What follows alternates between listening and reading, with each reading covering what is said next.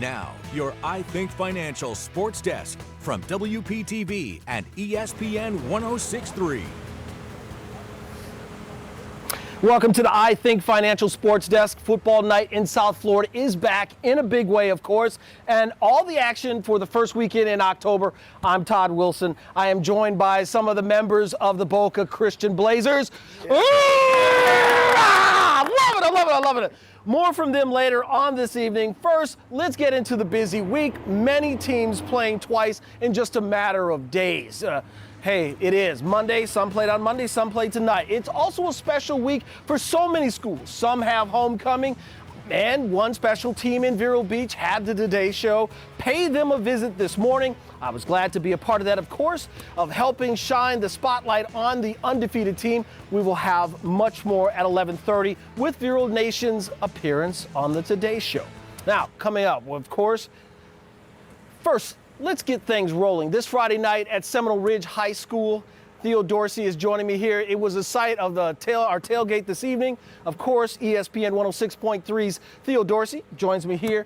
Talk to me. What have you got for me, my friend? Man, Todd, I'll be honest. It's the game of the week for us. Two teams that are really good, that have their eyes set on district wins. So let's go right to the highlights here from Seminole Ridge. Homecoming crowd for Seminole Ridge and Loxahatchee as they hosted Boynton Beach for the game of the week. This game was, well, a defensive struggle early on, scoreless at the half. The Hawks, though, they struck first. Willie Young with under 5 minutes to go in the third. They led 7-zip until there were 3 minutes to go in regulation. That's when Boynton Beach quarterback Tyrone Smith tied it on the ground, 7-all.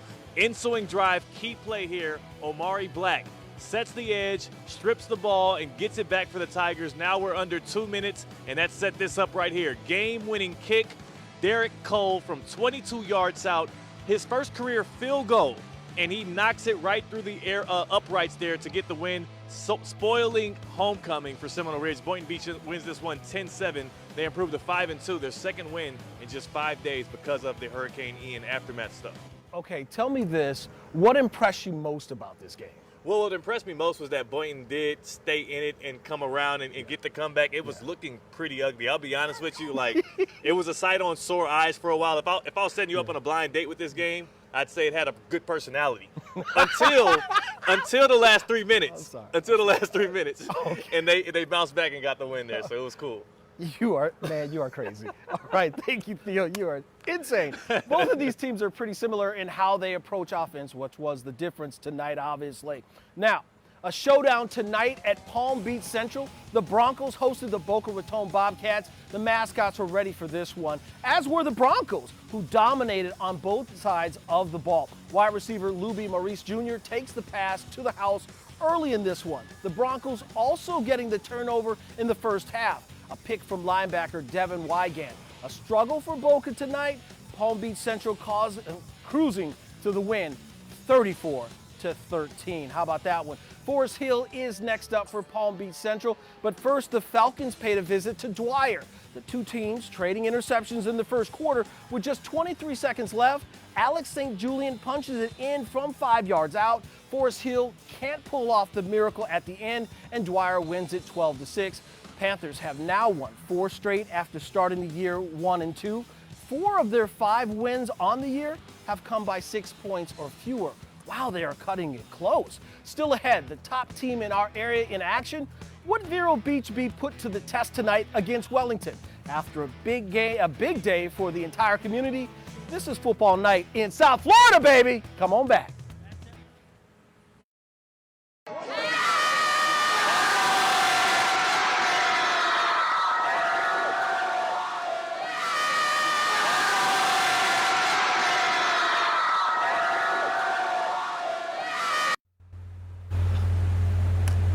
Wow, those kids were going crazy. I spent most of today up north in Vero Beach as the team made their Today Show debut.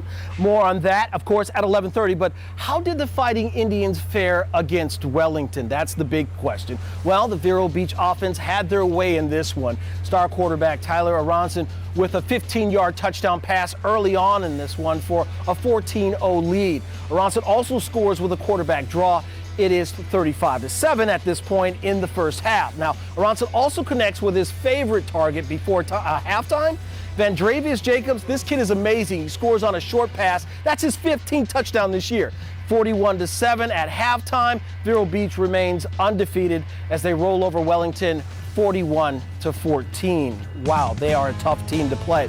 Chopper 5 was back in action tonight. They were overhead as St. Andrews hosted North Broward. The Scots got the ground game early in this one. The direct snap here for number 8. He takes it in from the 10-yard line. Extra point gets mishandled, but it doesn't matter. St. Andrews would not need it. St. Andrew wins. Oh my goodness, 63-35. Now that's a beatdown. Chopper 5 made the short flight on over to Boca Christian for a homecoming. Can I get a hey?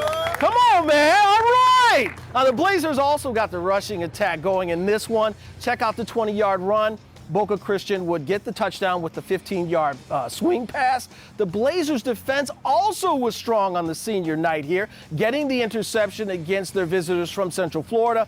Boca Christian would add another touchdown with a 1-yard run. 56-14 in this one for Boca Christian. Okay, I'm just gonna go through all the way. I'm going all the way. Lord have mercy. Okay, victorious Boca Christian Blazers are here with me, as you see right behind me here. We are excited to have them in the house. We will hear from them live in the 11:30 half hour, so definitely stick around for that one because it's gonna be fun. After the break, Kings Academy look to stay on a hot streak in 2022, of course. You know what? Highlights from their game against St. John Paul coming up.